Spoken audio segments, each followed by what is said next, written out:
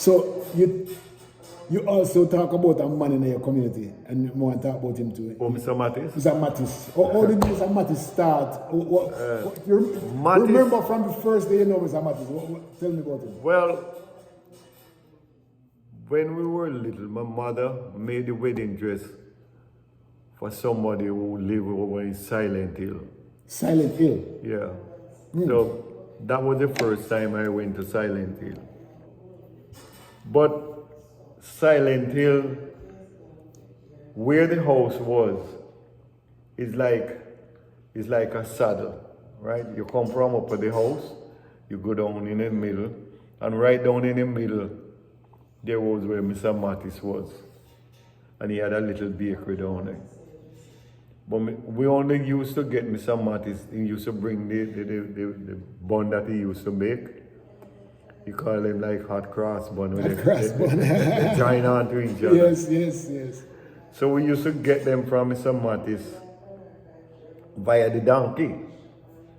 Because he used to bring them in a donkey hamper out to Mount Industrial. So he brings them out to sell? To sell, and he would just sell them to the shops and things. Okay.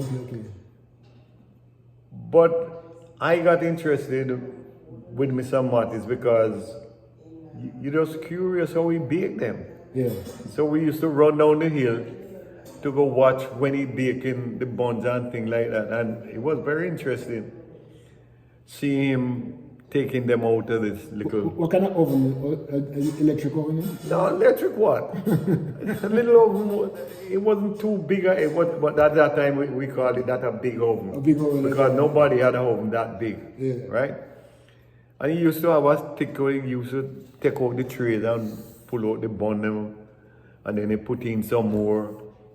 And then you get a little treat from him when you go down there. So this woman who lived on Mount Industry named Black Eye was selling her place, and Mr. Mattis heard about it, and Mr. Mattis bought the place from her. Then the house where Miss Black Eye lived in, they gutted the house. They took out the flooring and just leave the outside wall and an entrance to it. And that's where he make a big oven inside it. Oh.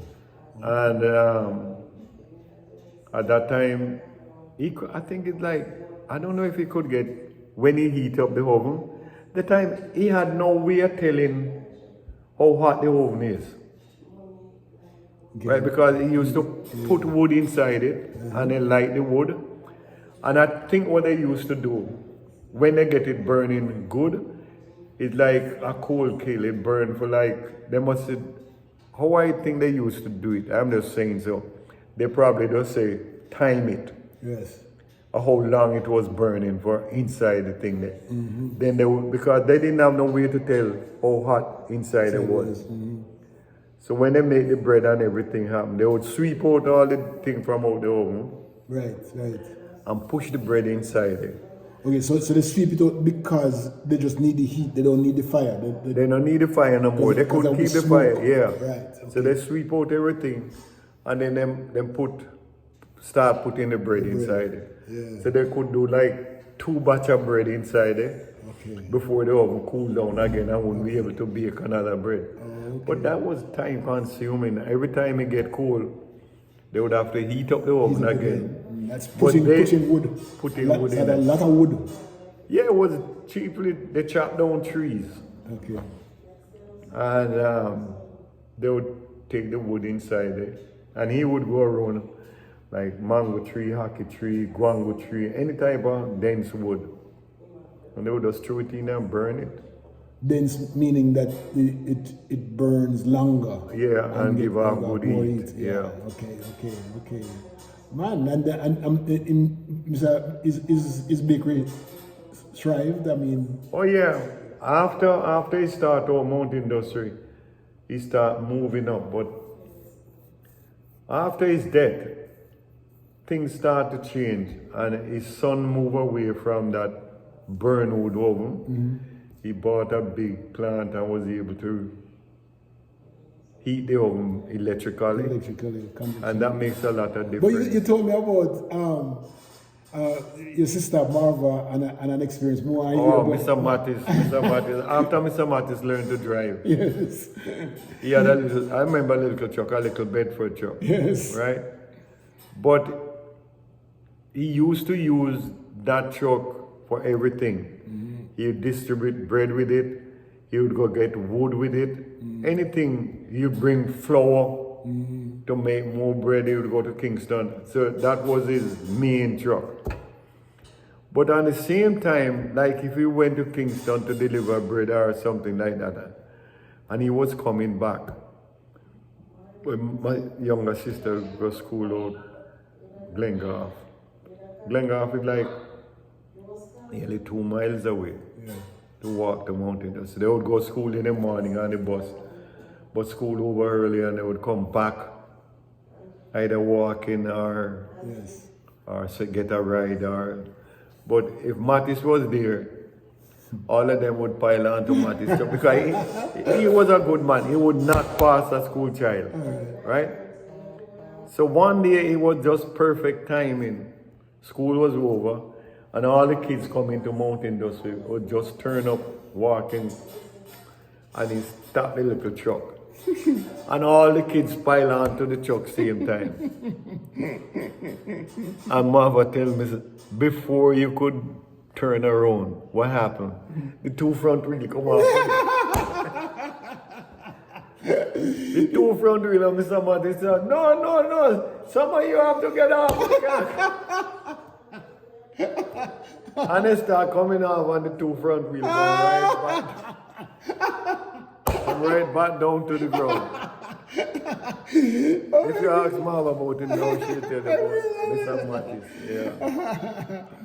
So the time ready. Yeah.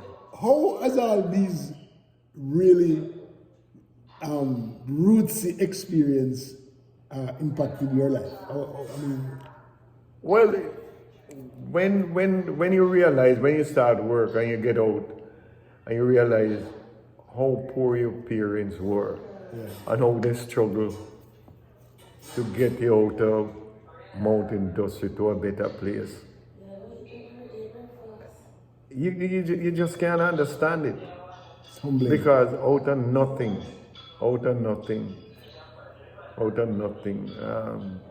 they do it, you know.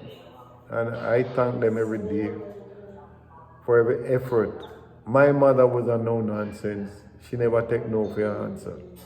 And I think that everything is possible. yeah. My father was always good to the teachers of the school. And when cut a whole banana, and when it ripe up, him carry go get the teachers. Him have a pear tree over noses, and him pick pear. What him do and sell to the market. Him always make sure the teacher they have adequate supply and give them. Him with digging yam, and he send it go give them. Not sell them, you know. Just sell them. I remember there was an American guy named Redding, and he likes bananas. And my father found out that there was a little banana then called plummy banana. Plummy, remember plummy, yes. And it was very sweet. They short, very sweet. Short and sweet, yes. And one day he took a whole bunch, just start ripe, and he looked for Mr. Redding and give him. Mr. Redding never forget him. Oh, yeah. But little things like that they do. Because you know, one of the reasons I wanted to do this recording is Mr. Mattis, because somebody like that, you know, after a while. No, Mr. Mattis was a different story. Yeah. When he just started the bakery, and everybody was talking about Mr. Mattis Bakery. But you know, on Fridays they usually be baking bread. And I tell you, every child that go to whether top school or Baptist school, Mr. Mattis didn't care which school. But you could go down there on Friday, Mr. Mattis would, especially when the bread just come out, he would take like 2 breads and just cut them up.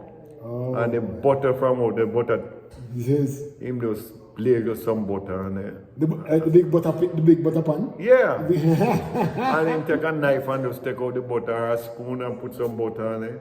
Oh my God. And after a while, he give away a lot, but after a while you could go down there and buy Penny bread and butter. penny bread and butter. And penny bread and butter was it was like a good slice of hard dough bread. Yes, a good strong slice that Yeah, full of your belly. with butter on it. Yes. Oh my God. You coming from school and get that, man. Jesus God. Yeah. And a hot bread too. Hot bread, yeah. Mr. Mattis, may God rest his Yeah, man. The thing He is, was a good man. I needed to hear about him because he is one of those kind of people that you don't want to forget his life. Mr. Martis was no PhD, Yeah. right? But Mr. Martis' experience from Was PhD. bringing the himself. little bakery to a big bakery. Now his son take it over and they're doing great things there now. You know, He told me that the last time he went there, he had like 10, 12 trucks delivering bread. yeah, he have a few trucks delivering Yeah. bread, and he go as far as Linstead, Yorkton. I hear him was all over the place delivering bread. Wow, that's so nice. But Mattis was a good salesman. All right, it's Leo Gilling, and I'm just getting some experience from my cousin, Roddy. And Roddy did a pretty good job. He's a great storyteller, and I hope you enjoy. All right. Subscribe to the YouTube channel, please. All right.